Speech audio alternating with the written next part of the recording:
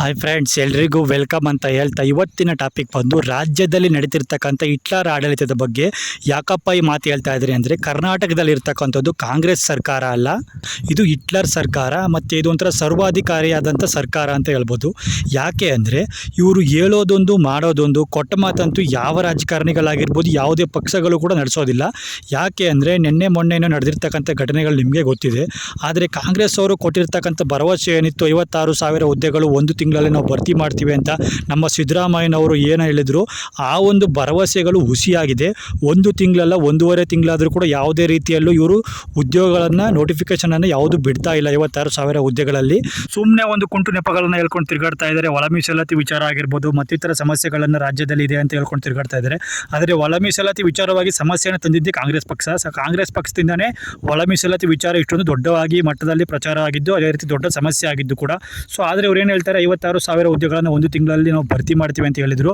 ಅದರಂತೆ ಆಕಾಂಕ್ಷಿಗಳು ಒಂದು ರೀತಿ ಆಸೆಯನ್ನು ಇಟ್ಕೊಂಡಿದ್ರು. ಅವರು 56,000 ಅಲ್ಲ, ಕಡೆ ಪಕ್ಷ 1,000 2,000 ಹುದ್ದೆಗಳನ್ನು ಕೂಡ ಇದುವರೆಗೂ ಕಾಲ್ ಮಾಡಿಲ್ಲ. ಯಾಕೆ ಅಂದರೆ ಇವರು ಒಂದು ಕಡೆ ಇವರು ಭರವಸೆಯನ್ನು ಕೊಡ್ತಾರೆ, ಇನ್ನೊಂದು ಕಡೆ ಅದೇ ಭರವಸೆಯನ್ನು ಮುರಿಯೋದಕ್ಕೆ ಏನು ಬೇಕು ಅನ್ನೋದನ್ನು ಇವರೇ ಕೂಡ ತಯಾರಿಯನ್ನು ಮಾಡ್ತಾರೆ. ಅದೇ ಒಂದು ಭ್ರಷ್ಟ ರಾಜಕೀಯ ವ್ಯವಸ್ಥೆ ಅಂತ ಹೇಳ್ಬೋದು. ಆದರೆ ಈ ಒಂದು ರಾಜಕೀಯದ ವ್ಯವಸ್ಥೆ ವಿರುದ್ಧವಾಗಿ ನಮ್ಮ ಯುವಕರು ಏನಿದ್ದಾರೆ ಅವರು ಹೋರಾಟ ಮಾಡಬೇಕು ಅಂತ ಅಂದ್ಕೊಂಡಿದ್ರು. ಸೊ ಆ ಹೋರಾಟ ಮಾಡೋದಕ್ಕೆ ಅವರು ಮುಂಚೂಣಿಯಲ್ಲಿ ಇದ್ದರು. ಆದರೆ ಇವರು ಏನು ಮಾಡ್ತಿದ್ದಾರೆ ಅಂದರೆ, ಒಂದು ಕಡೆ ಭರವಸೆಯನ್ನು ಕೊಟ್ಟು ಯುವಕರ ಪರವಾಗಿ ನಾವಿದ್ದೇವೆ, ನಡೆದಂತೆ ನುಡಿದಂತೆ ನಡೆಯುವ ಸರ್ಕಾರ ಅಂದರೆ ಇದು ನಮ್ಮ ಕಾಂಗ್ರೆಸ್ ಸರ್ಕಾರ, ಗ್ಯಾರಂಟಿ ಸರ್ಕಾರ ಅಂತ ಏನು ಇವರು ಫೇಕಾಗಿ ಪುಂಕ್ಕೊಂಡು ಬಂದರು ಅಧಿಕಾರಕ್ಕೆ, ಆ ಒಂದು ಸರ್ಕಾರ ಏನು ಮಾಡ್ತಾ ಇದೆ ಅಂದರೆ, ಒಂದು ಕಡೆ ಇವರು ಭರವಸೆಯನ್ನು ಕೊಡ್ತಾರೆ, ಇನ್ನೊಂದು ಕಡೆ ಇವರು ಎಲ್ಲ ವಿದ್ಯಾರ್ಥಿಗಳಾಗಿರ್ಬೋದು, ಸ್ಟೂಡೆಂಟ್ಗಳಾಗಿರ್ಬೋದು, ಯಾರ್ಯಾರು ಹೋರಾಟವನ್ನು ಮಾಡ್ತಿದ್ದಾರೆ ಉದ್ಯೋಗಾಕಾಂಕ್ಷಿಗಳ ಮೇಲೆ FIR ಅನ್ನು ಹಾಕಿಸ್ತಾರೆ, ಅವ್ರನ್ನ ಜೈಲಿಗೂ ಕೂಡ ಕಳಿಸ್ತಾರೆ.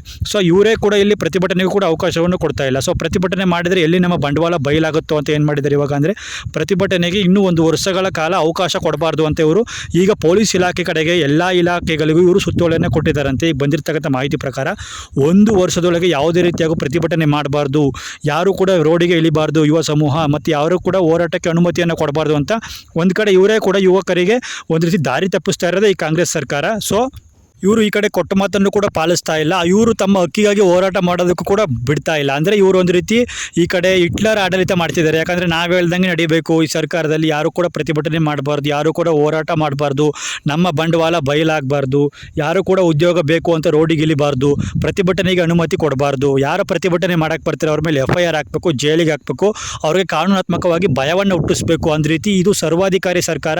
ಇದೊಂದು ರೀತಿ ರಷ್ಯಾ ಮತ್ತು ಉತ್ತರ ಕೊರಿಯಾದಲ್ಲಿ ಇರ್ತಾರಲ್ಲ ಹುಟ್ಟು ದೊರೆಗಳು, ಸರ್ವಾಧಿಕಾರಿಗಳು, ಇವರೆಲ್ಲ ಒಂದು ರೀತಿ ನಮ್ಮ ಕಾಂಗ್ರೆಸ್ ಪಕ್ಷದಲ್ಲಿ ಇದ್ದಾರೆ ಅನ್ಸುತ್ತೆ. ಯಾಕಂದರೆ ಈ ಕಾಂಗ್ರೆಸ್ ಪಕ್ಷ ಏನು ಮಾಡ್ತಿದೆ ಅಂದರೆ, ಬಂದಿದ್ದೇ ಒಂದು ರೀತಿ ಭರವಸೆಗಳನ್ನು ಕೊಟ್ಕೊಂಡು, ಗ್ಯಾರಂಟಿಗಳನ್ನು ಕೊಟ್ಕೊಂಡು ನಮ್ಮದು ಗ್ಯಾರಂಟಿ ಸರ್ಕಾರ ಅಂತ. ಆದರೆ ಅವರು ಇದುವರೆಗೂ ಕೊಟ್ಟಿರ್ತಕ್ಕಂಥ ಯಾವ ಉದ್ಯೋಗದ ಭರವಸೆಯನ್ನು ಕೂಡ ಕಾಂಗ್ರೆಸ್ ಸರ್ಕಾರ ಇದುವರೆಗೂ ಫಿಲ್ ಮಾಡಿಲ್ಲ. ಆದರೆ ಅದರ ಪರವಾಗಿ ಯಾರು ಹೋರಾಟ ಮಾಡ್ತಾರೆ ಅವ್ರ ಮೇಲೆ ಬೇಕಾದ್ರೆ FIRಗಳನ್ನು ಹಾಕಿಸ್ತಾ ಇದ್ದಾರೆ, ಅವರ ಹಕ್ಕುಗಳನ್ನು ಕಿತ್ಕೋತಾ ಇದ್ದಾರೆ. ಅಂದರೆ ಸ್ವಾತಂತ್ರ್ಯವನ್ನೇ ಕಿತ್ಕೋತಾ ಇದ್ದಾರೆ ಪ್ರತಿಭಟನೆ ಮಾಡೋದಕ್ಕೆ. ಅಂದರೆ ಯಾವ ರೀತಿಯ ಸರ್ವಾಧಿಕಾರಿ ಸರ್ಕಾರ ಇದೆ ಕಾಂಗ್ರೆಸ್ ಸರ್ಕಾರ ಅಂತ ನೀವೇ ಯೋಚಿಸ್ಬೋದು. ಮುಂದಿನ ದಿನಗಳಲ್ಲಿ ಇದು ಕಂಟಿನ್ಯೂ ಆದರೆ ಕರ್ನಾಟಕದಲ್ಲೂ ಕೂಡ ನೇಪಾಳದ ಮಾದರಿಯಲ್ಲಿ ಒಂದು ಜೆನ್ಜಿ ಹೋರಾಟ ಏನಾದರೂ ನಡೆದರೆ ಅದಕ್ಕೆ ಕಾಂಗ್ರೆಸ್ ಸರ್ಕಾರನೇ ಒಂದು ನೇರ ಹೊಣೆ ಆಗಿರುತ್ತೆ. ಇದು ಎಚ್ಚರಿಕೆ ಕರೆಗಂಟೆ ಅಂತ ಕೂಡ ಅವರು ತಿಳ್ಕೊಬೇಕಾಗುತ್ತೆ. ಸೊ ಈ ವಿಡಿಯೋ ನಿಮಗೆ ಇಷ್ಟ ಆಗಿದ್ರೆ ಲೈಕ್ ಮಾಡಿ, ಶೇರ್ ಮಾಡಿ, ಹಾಗೆ ಸಬ್ಸ್ಕ್ರೈಬ್ ಮಾಡ್ಕೊಳ್ಳಿ ಅಂತ ಹೇಳ್ತಾ ಎಲ್ರಿಗೂ ಧನ್ಯವಾದಗಳು.